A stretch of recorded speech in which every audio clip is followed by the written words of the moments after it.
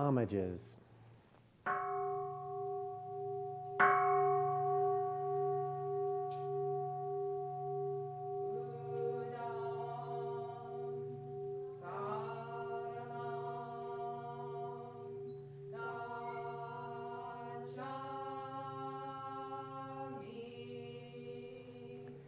Buddham Saranam Gacchami.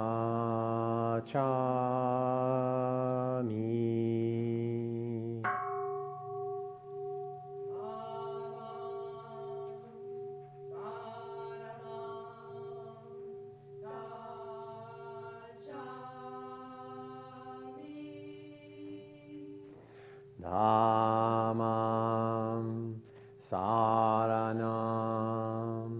Gacchami.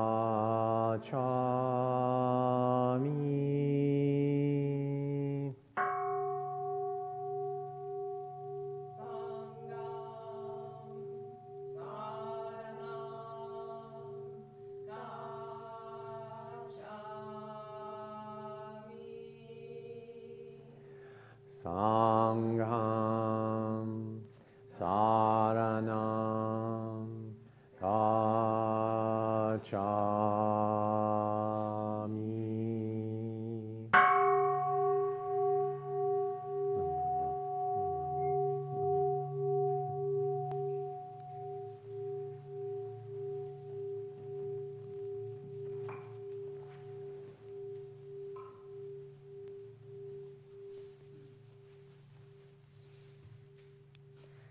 Good morning and welcome to Reno Buddhist Center. We are so happy to see you all here this morning. A special welcome for those visiting RBC for the first time. Thanks to you at home for tuning in and sharing time together. We begin with our Shoshinge chant and incense offering. For those who are new to the temple, the Shoshinge is chanted from this book in the seat back pocket in front of you. We chant vertical columns in this way.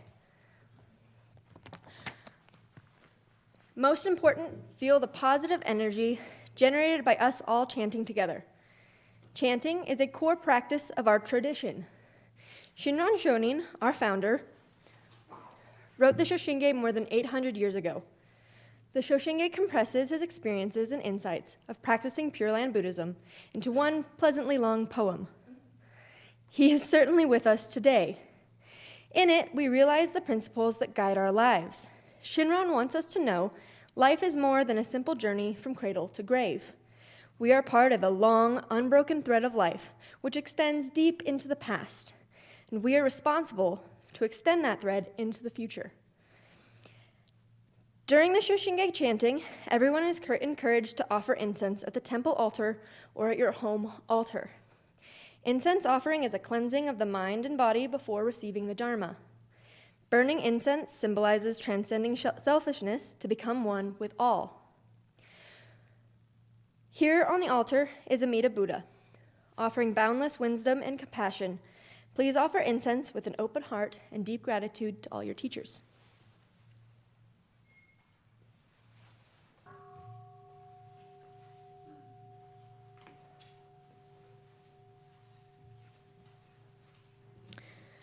But before we offer incense, I'd like to recognize a passing of a dear teacher, Venerable Thich Nhat Hanh. We want to make space to remember this wonderful, beautiful, prolific, important teacher. He transitioned from this physical realm on Saturday, January 22nd, at his home temple in Vietnam. He will always be revered and remembered for his prolific, insightful, powerful written work on so many facets of Buddhism. He has written over 100 books in English, which really opened the door for other authors to write as well. He made Buddhism understandable and accessible to millions around the world. Here at RBC, we have relied on his wise words for readings in our men's and women's groups, at yoga classes, in our children's Dharma school, And we are just finishing one of his latest books on the Heart Sutra in our Dharma book group. We chant many of his wonderful songs at Joyful Chanting, like happiness is here and now, breathing in, breathing out. And here is the Pure Land. We will continue to honor his life, his work, and his Buddhist spirit by passing on his teachings to all of you. Learning from him through his years of tireless work, he will live on through us. If you feel the calling, please light a candle for Venerable Thich Nhat Hanh at our Kannon altar right over there. Send him good wishes on his path to the Pure Land, which secretly I think he's already there. But thank you.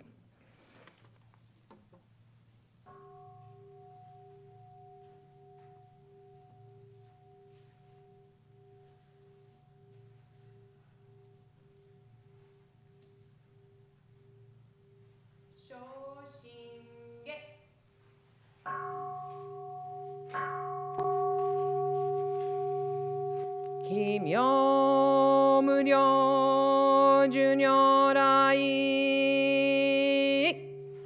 나무 가시기코 호소고사인니지 자이세지자이 오부쇼 토켄쇼부조도인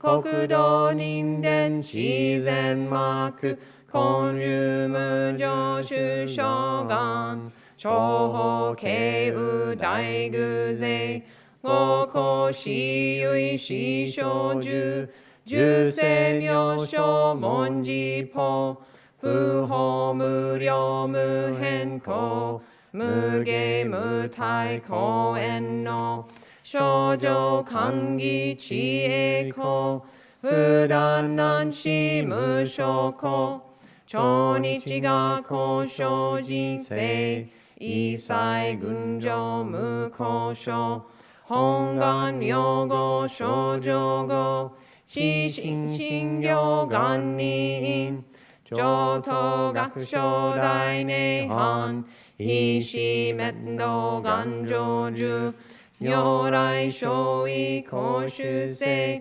唯世弥陀本願会五辱悪事群上会往生如来如実言の法一年喜愛心普段本の特涅槃本性逆法再永入妙種死入開一味聖種信仰上昇後意の水波無明暗本来心臓死運無上不信自信人天異尿に興奮無運無資源妙無暗百神謙虚大狂気即応超税後悪種一切善悪本部人本心如来偶勢願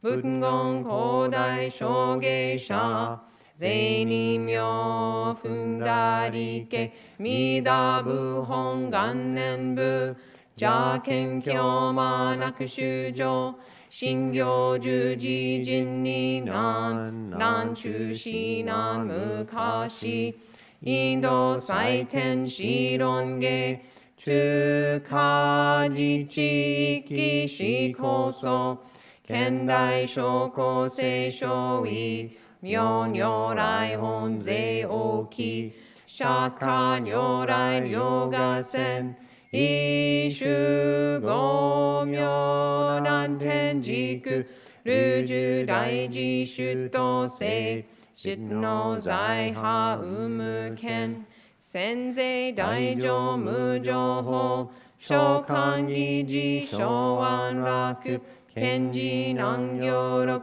六信行異行指導楽億年弥陀部本願次年即時入筆上唯の上昇如来語王法大悲偶勢音天神菩薩増論世奇妙無下公如来永寿ただ謙信寺高専王朝大聖願こういう本願力栄光移動群上小維新記入空読大崩壊筆脈入大永収集特使蓮華造成会即昇進用法昇進有本の人間人図入所自音自王下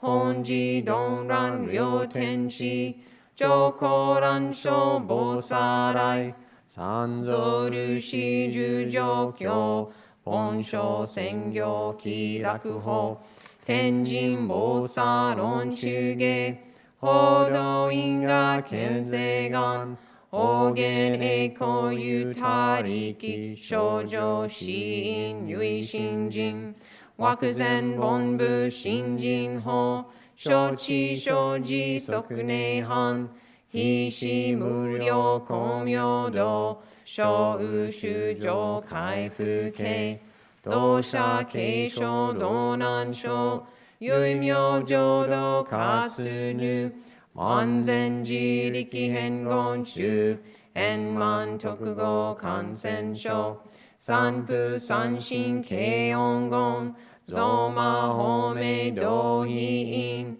異生増惑地偶税思案妖怪称名化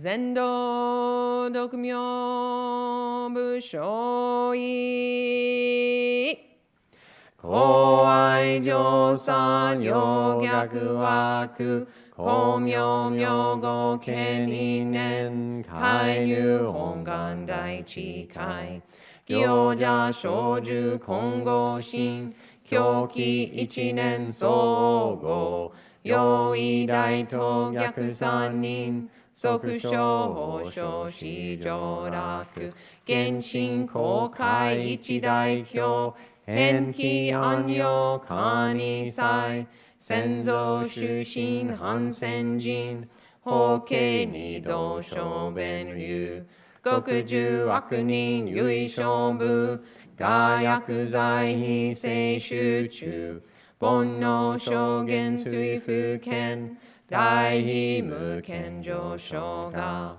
本次元空妙仏教連民全幕本部人新宗教書後編集戦弱本願具悪性現来生じ臨連芸慶地義上位少子即入弱上無意楽一心地に納入愚教大自主死と上妻無変極辱悪同族自主愚道心唯過信し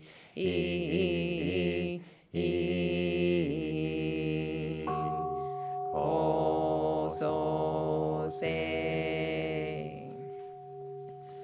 ナムアミダアム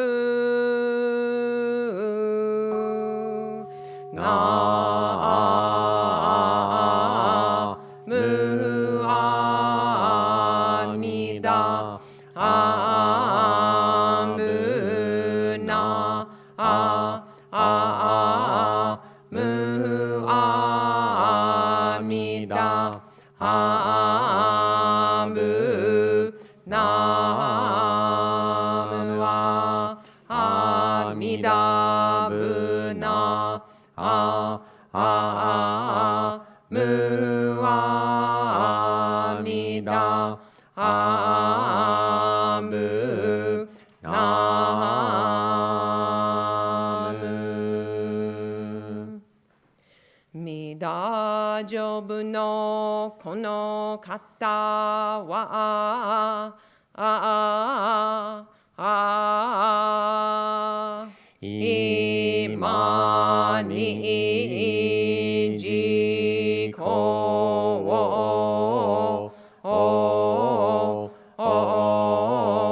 へたまえりほしのこうりやぬきわもなあくせのもみょうを照らすなり。Page 35.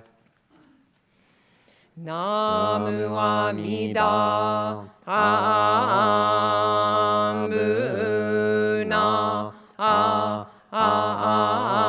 ムアミダアムナムアアミダブナア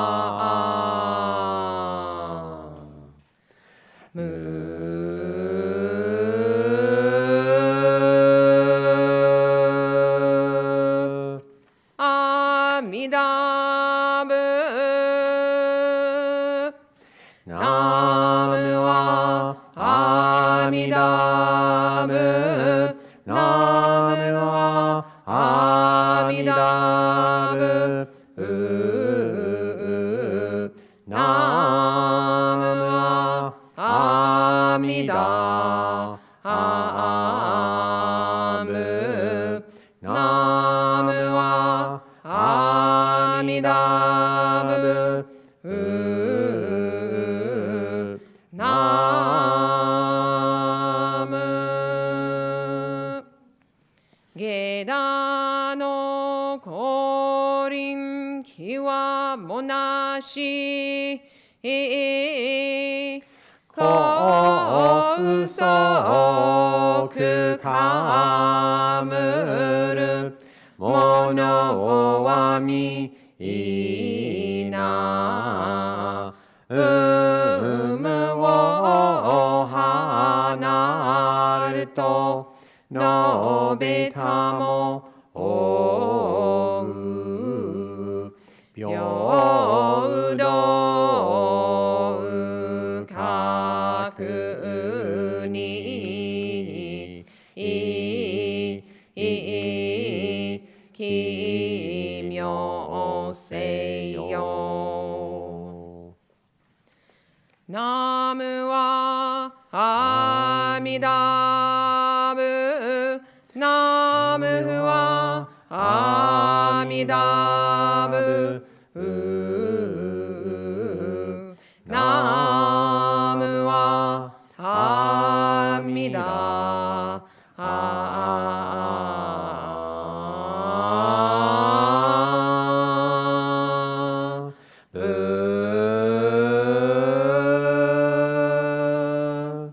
ナムアミダア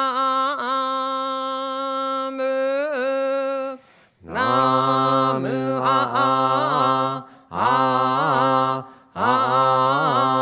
ミダアムナアムアミダアムナ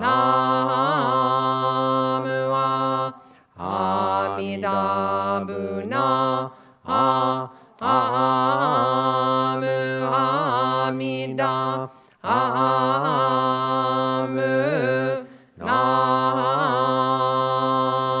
ム少女光明ならびなし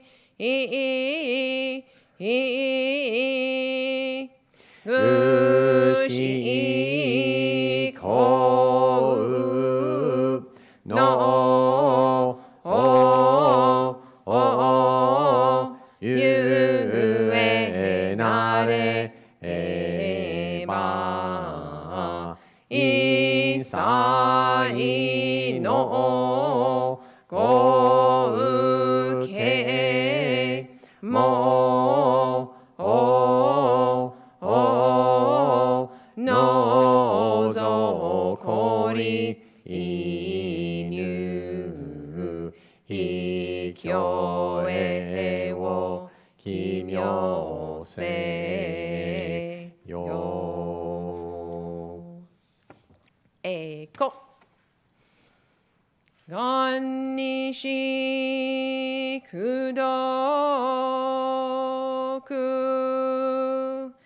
Byo-do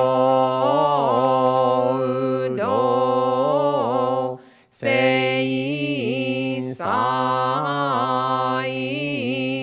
do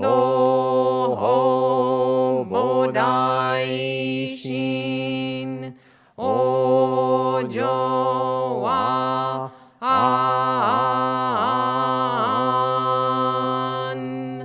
ra ho.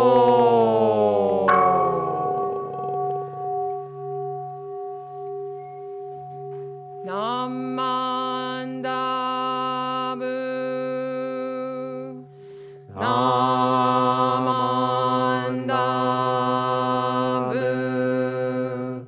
Namandabu.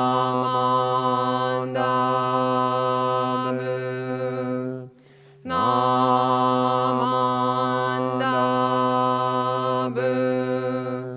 Namandabu. Namandabu.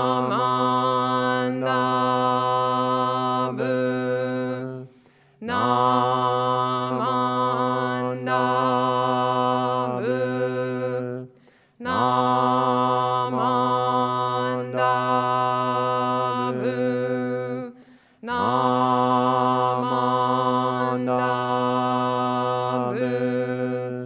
Namandabu.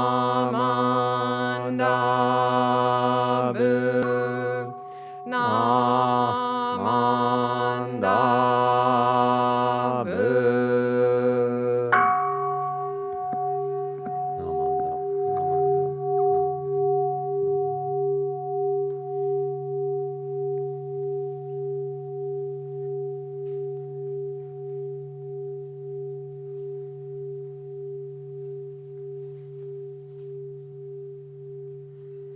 We would like to invite the children to go to Dharma school. We will sing them out with Let the Buddha Walk With You.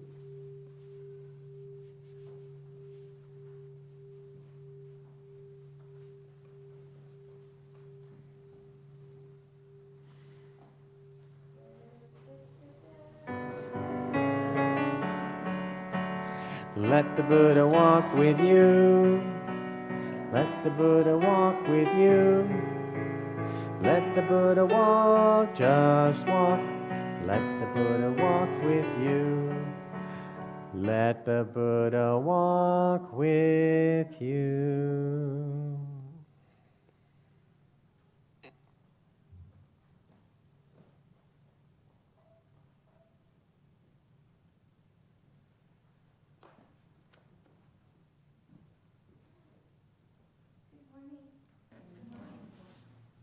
Happiness from the Dhammapada, chapter 15.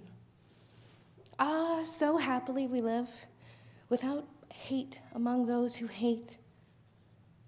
Among people who hate, we live without hate. Ah, how happily we live, without misery among those in misery. Among people in misery, we live without misery. Ah, how happily we live, without ambition among those with ambition. Among people who are ambitious, we live without ambition. Ah, how happily we live, we who have no attachments. We shall feast on joy, as do the radiant gods. Victory gives birth to hate. The defeated sleep in anguish. Giving up both victory and defeat, those who have attained peace sleep happily. There is no fire like lust, no misfortune like hate, no suffering like the aggregates, and no happiness higher than peace. Hunger is the foremost illness, formations the foremost suffering.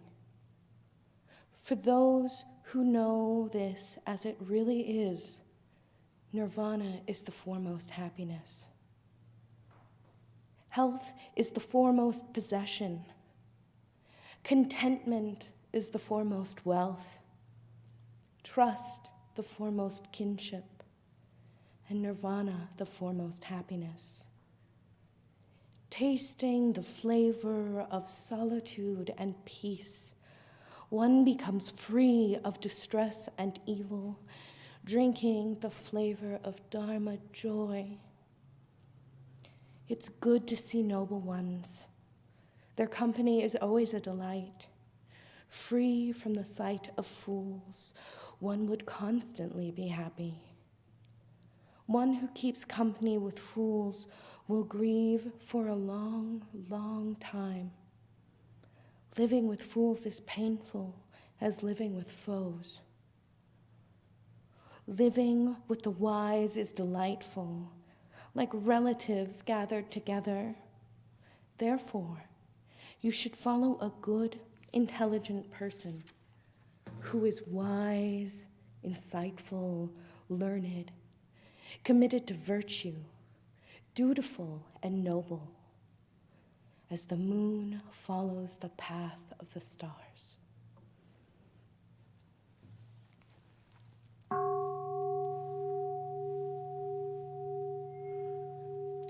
We will now have a few moments of meditation accompanied by music.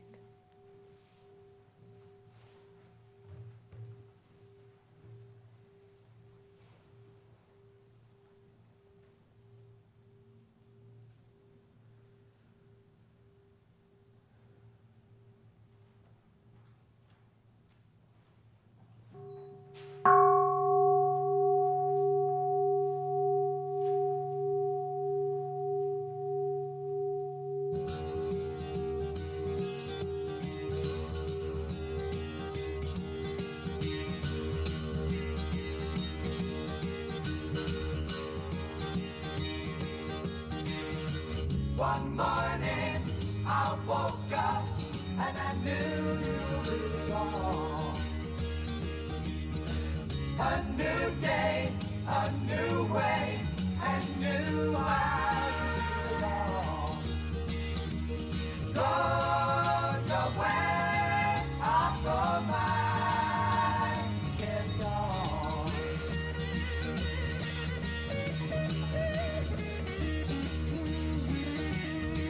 The sky is clearing and the night is bright enough. The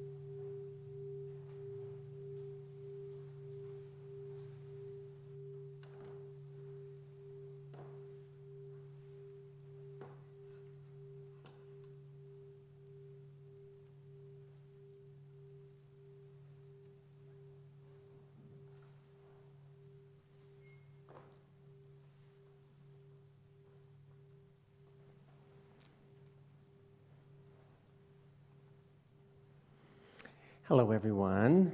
Welcome again.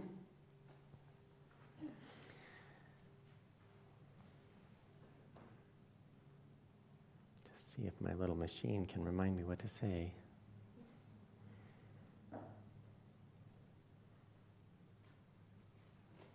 Ooh, it's longer than I remembered. Thank you for taking the time to gather together to consider the Dharma. It is important to do that. Here we are at home. We reflect on our life and how it's going.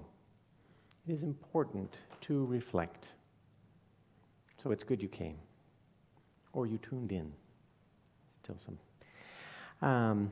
New friends are always welcome here. You may have noticed that if you're new, there was a welcoming. It keeps going. And dear friends return to us each day. They've participated and recognized the value of spiritual practice in life. So joy, where to start? Let's see, joy in Buddhism. I think the Buddha had 4 important insights: that life can be lived in abiding joy, but we do not live it that way. That the reason we do not live joyfully all the time is wanting. That if we take away the wanting, joy flows in. And that the way to live in abiding joy has 8 aspects, the eightfold path, we call it. So, in many sutras, the Buddha teaches how to follow the path. He encourages the 4 immeasurable attitudes. We talked about those last service. The Brahma Viharas of loving kindness, compassion, equanimity, and sympathetic joy. So the last one, sympathetic joy, and joy in general, is mudita in Pali. We will talk about that today. The experience of life as joy-filled, even when your specific life is lacking in joyful experience. The joy of others is cause for celebration. Enjoying life. There's 2 words that keep bouncing in my head: enjoy and rejoice. That's why I ended up with picking that song. Rejoice, if you read it, it doesn't look like joy, but the sound of it is to rejoy the thing, whatever it may be. So I think that's what rejoicing is about. After the Dharma talk, last time, several people asked questions about this one, about mudita, joy, and how to get there from here. So, as a continued conversation, I will talk about that today. Cultivating joy in our life. If our mind is a garden and we want joy to grow there, we must make sure that it's rooted in good soil, that we tend to the choking weeds, weed regularly, or I don't know what, I'm not a big gardener, but I know you got to pull the weeds out sometimes. And just tending the plant is important, right? And it must receive water and sunlight, our big fundamental aspects for growth. This way, joy will grow. So in this analogy, the good soil is our mind and our perspective, or our just right view. The tending and weeding is quiet reflection and mental discipline. The water is friendship with fellow spiritual travelers. And the sun is the energy of spiritual practice, virya. Very important.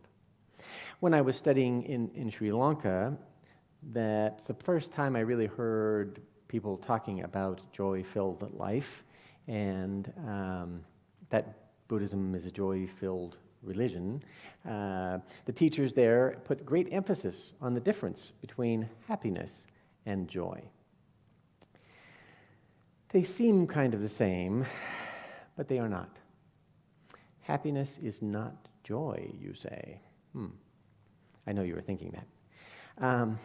What they stressed was that happiness is a temporary emotion. It's not something we develop. It's something that we briefly experience. Since everything is interdependently co-arising in every moment, each and everything depends on these causes and conditions to occur. So, with the emotion of happiness, when the causes are present and the conditions are ripe, happiness rises. And the conditions are gone and the causes, happiness is gone. All of our emotions work this way. We experience them when the conditions allow. They flash across our consciousness and then they fade. Here's the Buddha's understanding of happiness. I will use the universal ice cream cone analogy. Ice cream cone in hand, happiness. Scoop falls on the road, happiness gone.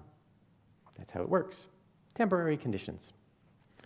Joy, on the other hand, what if joy is an attitude, a way of being?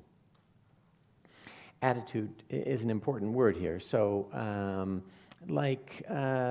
imagine a space probe. You know when they lose attitude control? It goes all wonky in orbit and whatever. Attitudes can be right side up or they can be upside down. If our probe approaches the atmosphere with its heat shield pointed in the wrong direction, that is a problem. Because it didn't have the right attitude, it burns up. So, just this way with our mental attitudes, the ways we approach life. As one of the four immeasurable attitudes, joy is the fundamental experience of the goodness of being.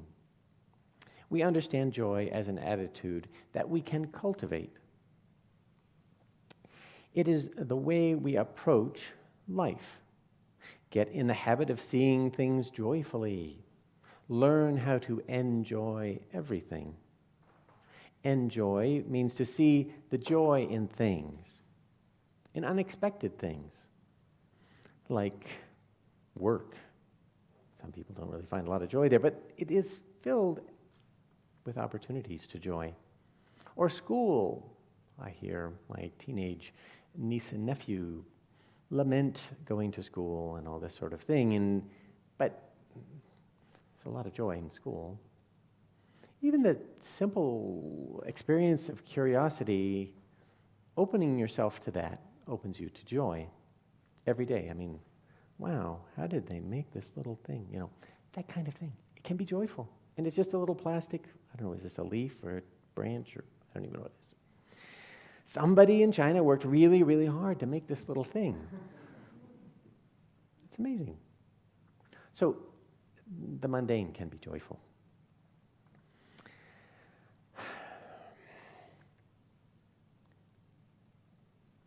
There is joy in things, and it's not so much hidden as unseen, if that makes any sense. Cultivating joy is about seeing it.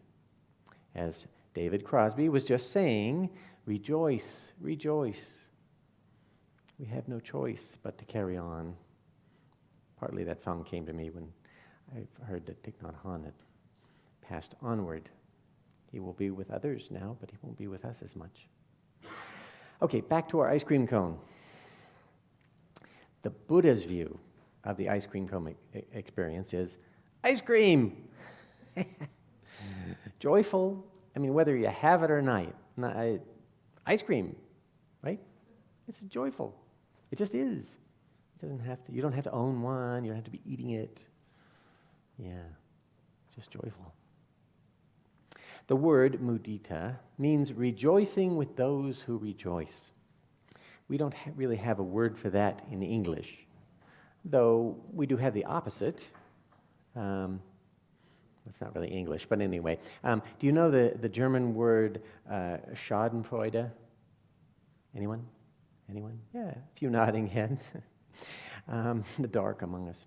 But, this is when you take pleasure in seeing the misfortune of others. So it's really the opposite of mudita.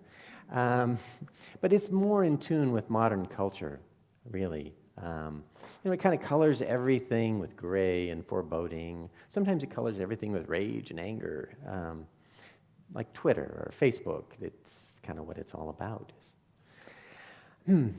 Rejoicing with those who rejoice is like deciding to sit at the fun table at the wedding reception of life. Just decide to sit there. Seeing joy as an attitude makes it something that we can cultivate.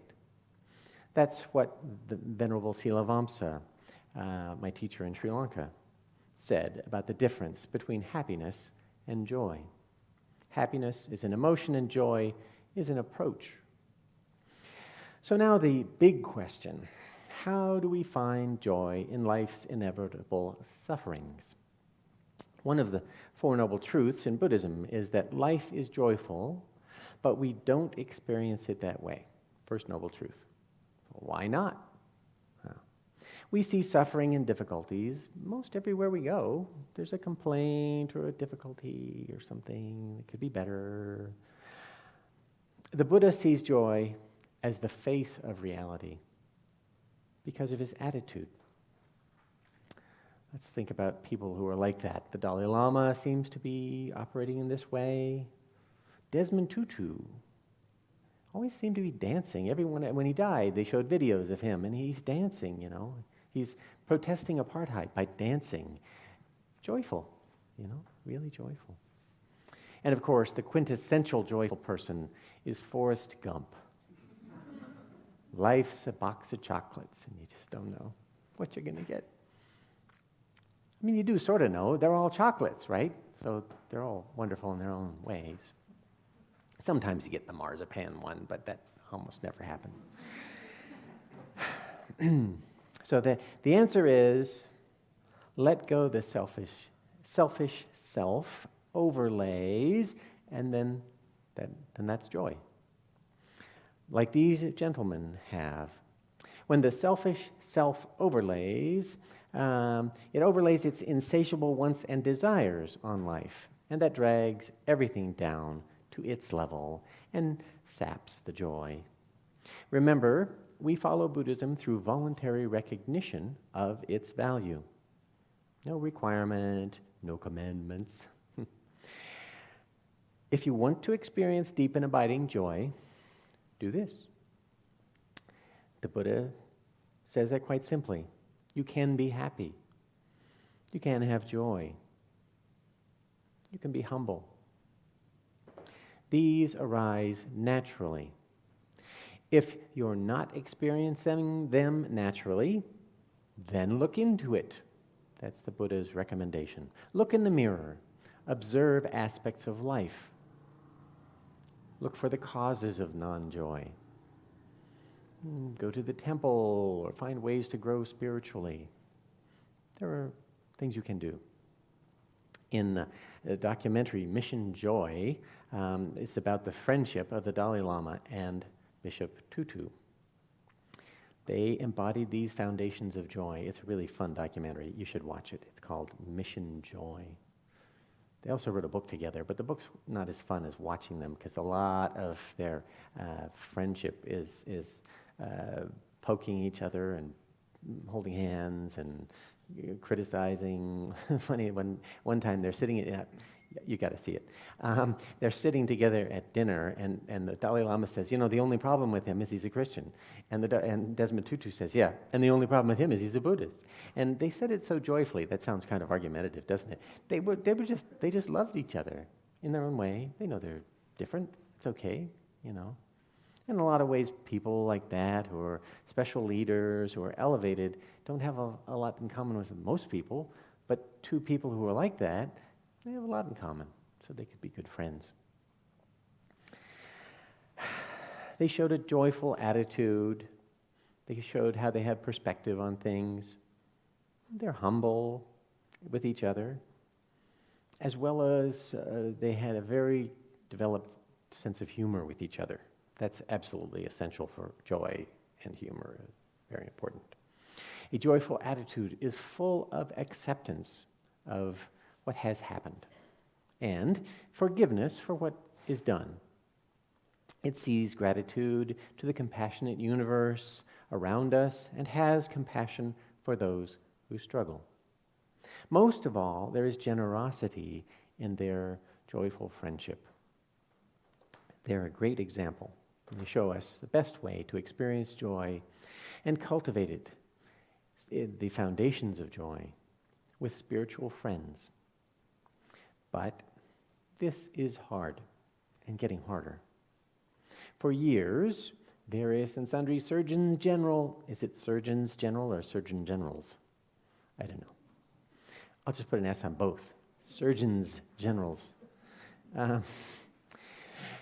They have been warning America that we're getting more lonely and more lonely and more lonely. Now, the last 2 years of forced physical separation of the pandemic certainly didn't help us stay in touch with everybody we know. How many of us have lost touch with friends due to 2 years of shutdowns and restrictions? And really, the older we are, the more likely that we have lost touch with some friends. Just not seeing each other's faces. It makes the bonds of friendship more difficult because you can't tell if they get your jokes. You can't tell if they're sad. It's a limiting factor.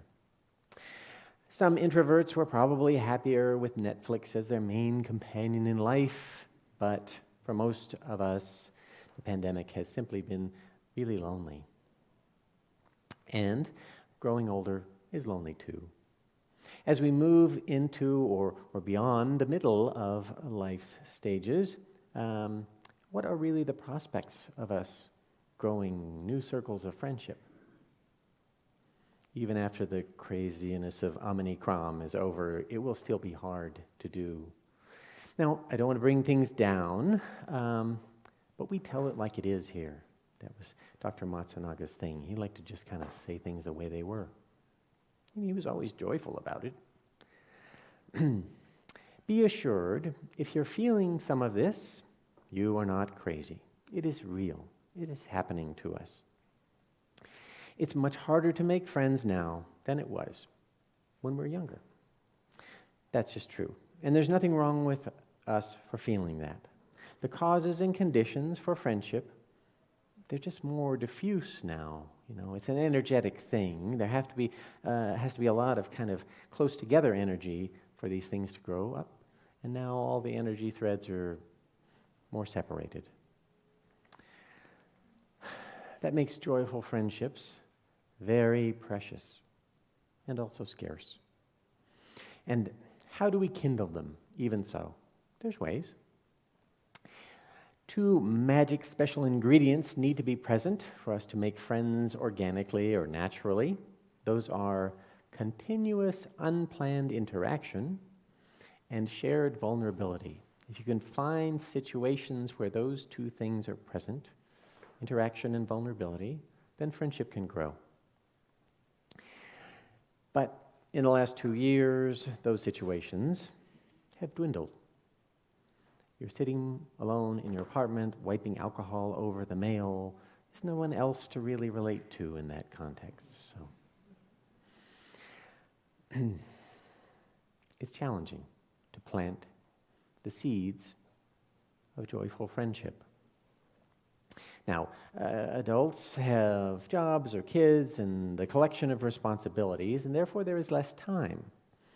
And time has to be available for making friends.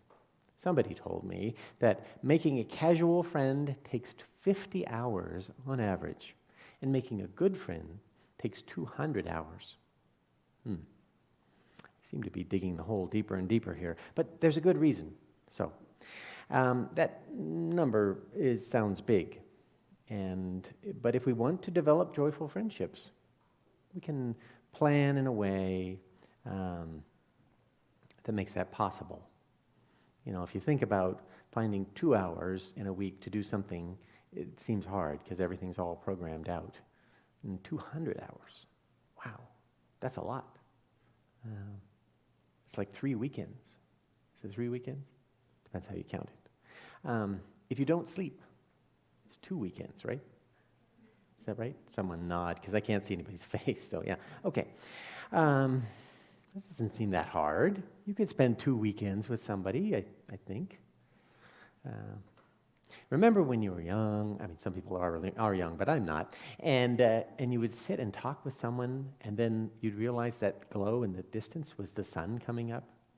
See, that's how you made those friends. It's because you didn't really worry about the fact that 24 hours in a day subtract 12. You didn't subtract the 12. You just ran it all the way through. I know you felt terrible the next day, but that's beside the point. So, what we can do is kind of give up on random chance.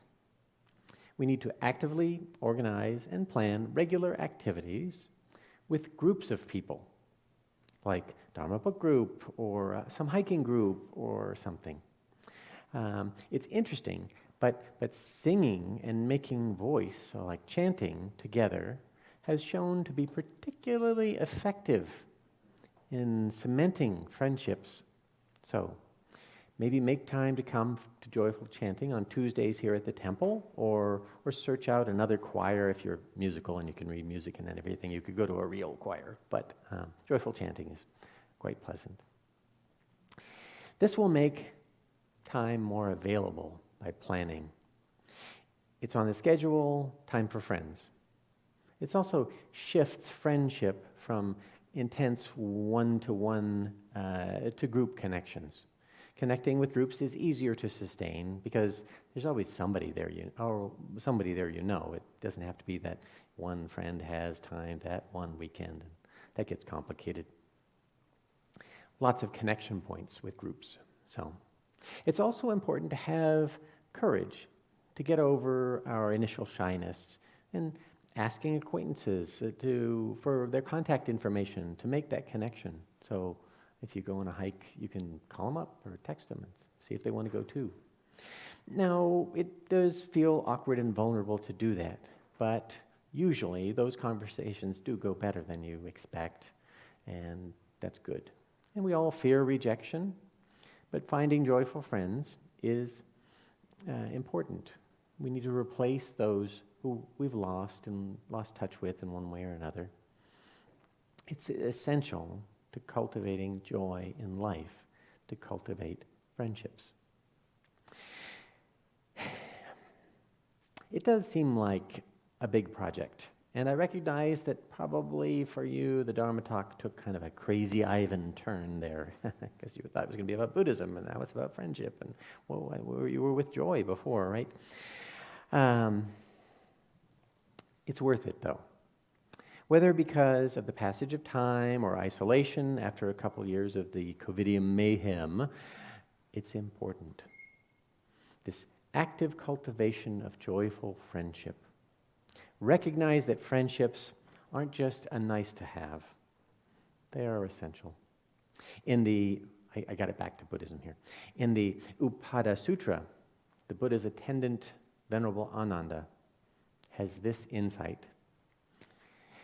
After sitting in the pleasant silence of friendship for some time, Venerable Ananda said to the Buddha, "This is half of the spiritual life, teacher.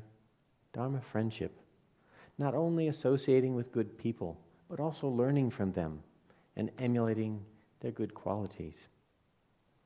The Buddha responded, "Don't say that, Ananda. Don't say that." He chided. His vehemence shocked Ananda. Dharma friendship is actually the whole of the spiritual life. The Buddha had kind of an interesting sense of humor. Only when a student of the Dharma has admirable friends can they expect to develop and truly pursue the Noble Eightfold Path. Friends help us find joy. They give us a big picture perspective on things. They humble us with friendly teasing. They hone our sense of humor. They help us accept differences and forgive when they take offense. Friends give us so much. We develop gratitude. We feel compassion for their struggles. And most of all, it is a chance for mutual generosity in a joyful friendship. So, our mind is a garden, and joy is planted there. We can make concerted efforts to cultivate joy. A plant must be rooted in good soil, those causes. It must receive water and sunlight, energy, and the positive conditions. Dharma friends are essential. Making Dharma friends is difficult, but good. In Mahayana Buddhism, the first of the 10 stages of the Bodhisattva is the stage of joy. And when we do these practices, we reach that first stage.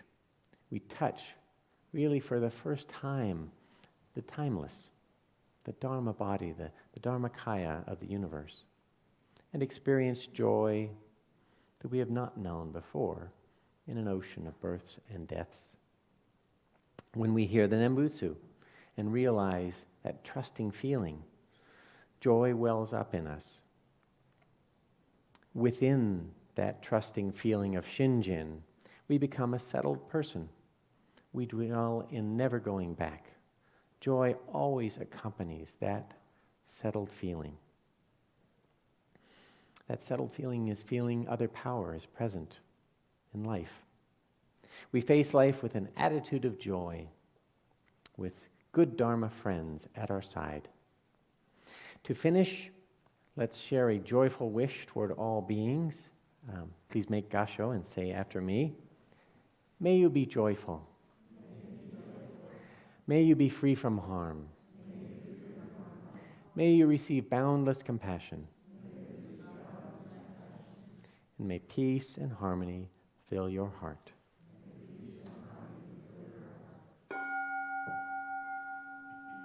Namanda, namanda, namanda. Thank you. We usually at this point sing our Reno Buddhist Center theme song, which is a joyful ditty from How the West Was Won. I want to say, who was the singer? She lived in Incline. Debbie Reynolds, right, yeah. We do not have a recording of Debbie Reynolds singing it, however, though we should. If you could please stand, it's on page 49 of the service book, and we will joyfully sing together, Home in the Meadow.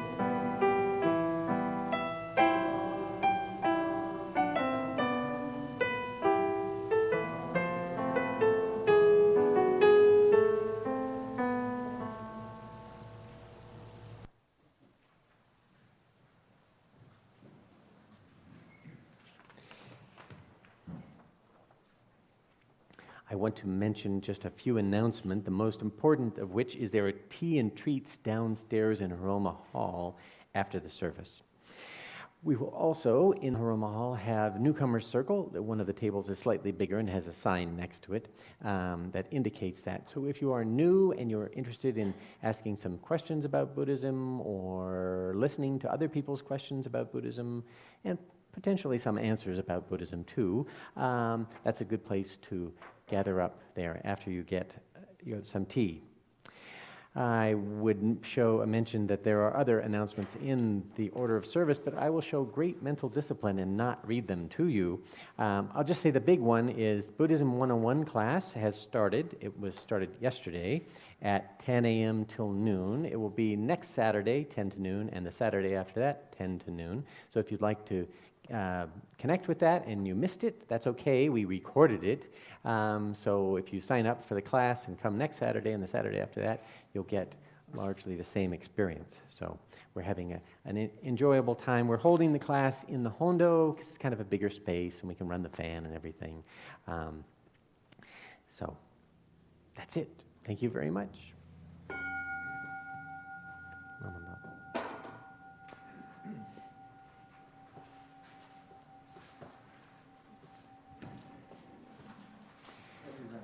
Debbie Rentals, right. Will, could you play the friendly background music?